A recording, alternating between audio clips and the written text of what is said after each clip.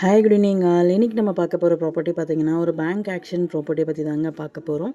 இந்த ப்ராப்பர்ட்டி எந்த லொக்கேஷனில் அமைஞ்சிருக்கு அப்படின்னு பார்த்தீங்கன்னா ஆதம்பாக்கம் லொக்கேஷனில் அமைஞ்சிருக்குங்க. இது வந்து பார்த்திங்கன்னா ஒரு ரெசிடென்ஷியல் அப்பார்ட்மெண்ட்டில் ஒரு ஃப்ளாட் வந்து நமக்கு சேலுக்கு வந்திருக்கு. இந்த ப்ராப்பர்ட்டியோட யூடிஎஸ் பார்த்திங்கன்னா 377 ஸ்கொயர் ஃபீட்டில் அமைஞ்சிருக்குங்க.